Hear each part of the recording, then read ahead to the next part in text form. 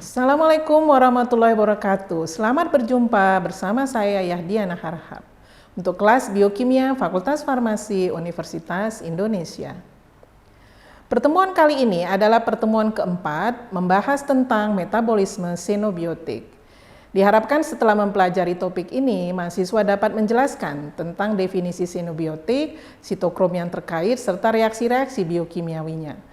Mahasiswa juga diharapkan dapat menjelaskan mengenai faktor yang mempengaruhi aktivitas enzim metabolisme xenobiotik dan respon terhadap xenobiotik.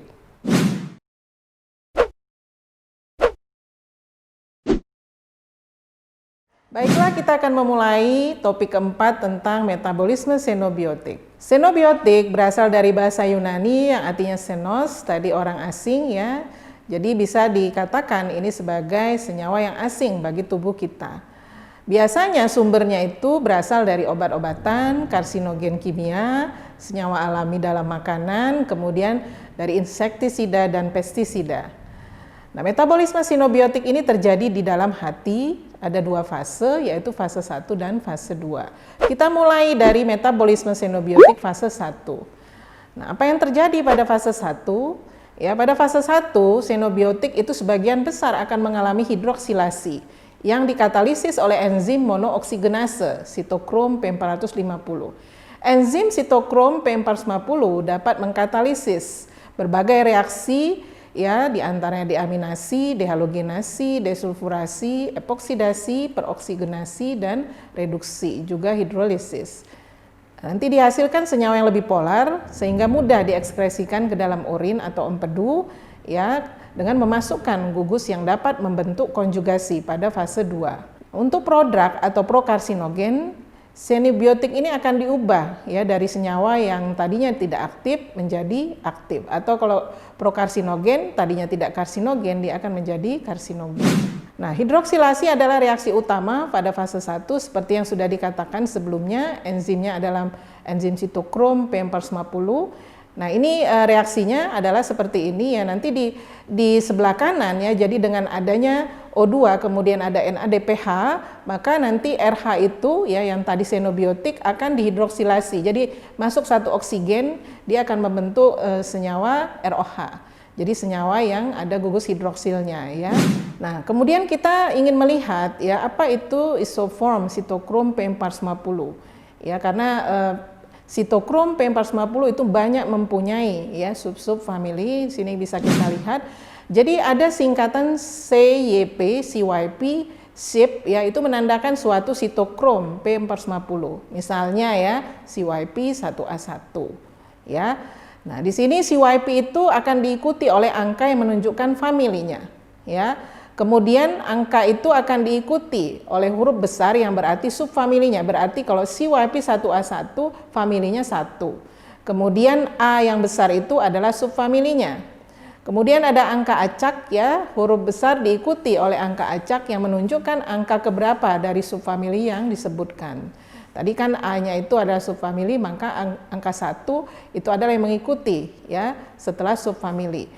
Kemudian ada gennya. Kalau gen itu ditulis dia miring ya, nama isoform sitokrom P450 itu diberi garis miring. Jadi ditulis miring.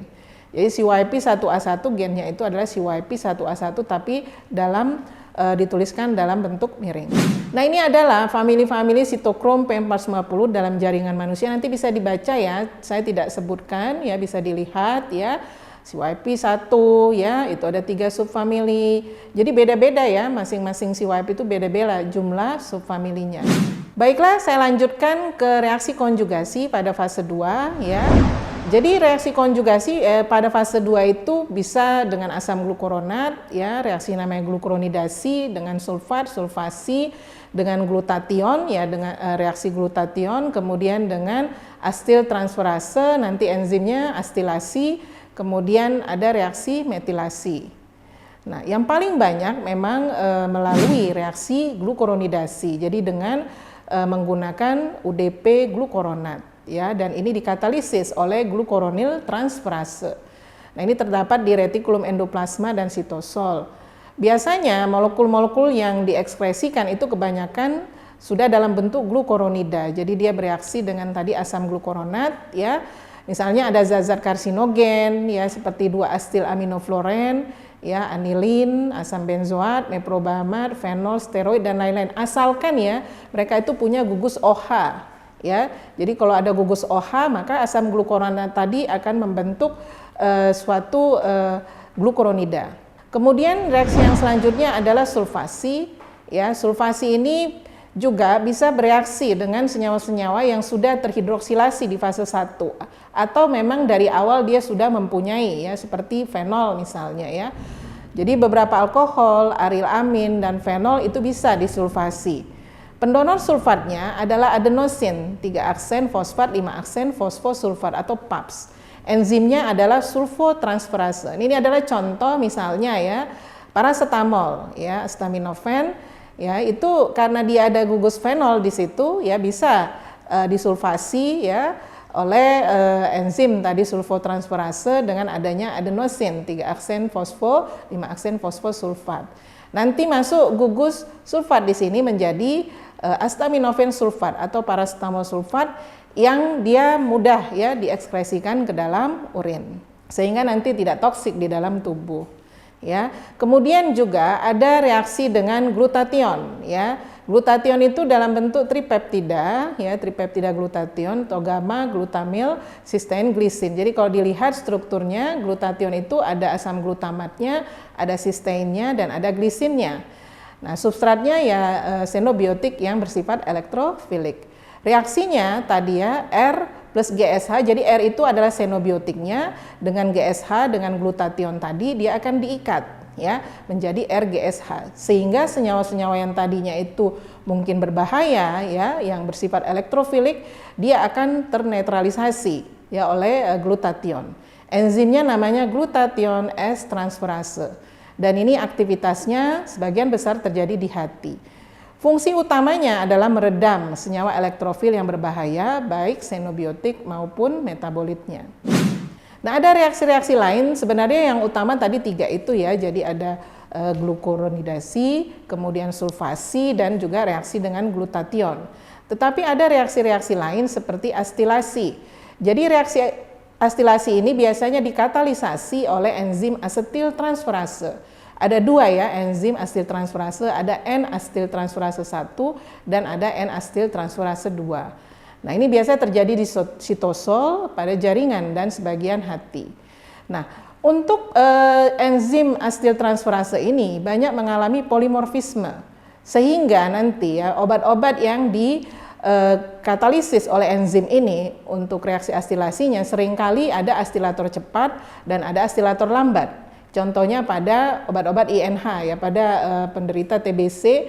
Nah, itu pasien itu ada yang mengalami astilasinya cepat, ada yang lambat karena memang enzim ini tinggi sekali polimorfismenya. Kemudian ada metilasi ya. Metilasi ini biasanya ya oleh enzim metiltransferase. Jadi beberapa xenobiotik bisa ya dimetilasi oleh metiltransferase. Sebagai pendonor metilnya adalah S-adenosil metionin. Nah, itu contoh-contoh reaksinya ya bisa dilihat ya. Ada O-metilasi ya, dengan adanya OH di sana bisa dimetilasi. Kemudian ada N-metilasi ya. Jadi ada gugus amin yang bisa dimetilasi, kemudian ada S-metilasi. Jadi di situ contohnya 6-merkaptopurin ya dengan adanya enzim tadi ya metiltransferase maka dia dimetilasi S-nya ya menjadi 6-metil merkaptopurin. Nah, kemudian setelah kita melihat fase 1, fase 2 ya bagaimana faktor yang mempengaruhi aktivitas enzim yang memetabolisme xenobiotik. Jadi toksisitas atau karsinogenisitas xenobiotik pada tiap spesies itu berbeda-beda ya. Pada hewan tuh berbeda ya, pada manusia pun bisa berbeda ya. Jadi ada faktor genetik juga nantinya. Terdapat berbagai faktor yang mempengaruhi ya aktivitas enzim yang memetabolisme xenobiotik, antara lain faktor biologis seperti umur. Ya, umur itu yang muda sama yang tua pasti berbeda dalam memetabolisme zat-zat asing yang masuk ke dalam tubuh. Kemudian gender, wanita dan pria. Kemudian genetik. Ya, genetik inilah yang kemudian sekarang ada studi tentang farmakogenomik, farmakogenetik Ya, karena pada ras tertentu seperti tadi yang saya contohkan INH, ya ada asilator cepat, ada asilator lambat. Nah, itu dipengaruhi oleh rasnya, etnisnya. Kemudian diet, ya. Diet itu apa yang kita makan, ya. Misalnya buah-buahan pun bisa mempengaruhi, atau obat lain ya bisa mempengaruhi obat satunya lagi, dan juga penyakit. Kemudian faktor lainnya induksi enzim pemetabolisme obat. Kalau enzim dia diinduksi enzimnya, maka itu ada mempengaruhi dari kadar obat lainnya di dalam tubuh. Atau obat yang satu menginhibisi enzim pemetabolisme obat yang lain. Kalau diinhibisi berarti dihambat kerja dari enzim pemetabolisme yang lain, ya, maka kadar obatnya nanti akan menjadi tinggi. Ya, itu maka diperhatikan ya, jadi pemakaian atau dia mengkonsumsi yang lain yang bisa menginhibisi enzim pemetabolisme obat. Nah, yang keempat adalah respon terhadap xenobiotik mencakup efek farmakologinya, toksik, imunologik, dan karsinogenik. Nah, di sini bisa dilihat ya, di sini bisa dilihat ya dari xenobiotik itu setelah di metabolisme ya dia bisa menimbulkan bermacam-macam efek ya, baik efek farmakologi atau juga ada efek toksik. Di situ bisa terlihat, nanti bisa dihasilkan ya metabolit yang reaktif ya, tetapi kalau metabolit reaktif itu kemudian berikatan dengan glutathione, maka dia akan bisa dikeluarkan dari dalam tubuh sebagai metabolit non toksik. Tetapi kalau tidak dilakukan, dia bisa berikatan kovalen dengan makromolekul yang ada di dalam tubuh kita. DNA, RNA, protein ya bisa membentuk hapten. Ya, kalau hapten terbentuk bisa memproduksi antibodi dan menyebabkan luka pada sel ya, cell injury.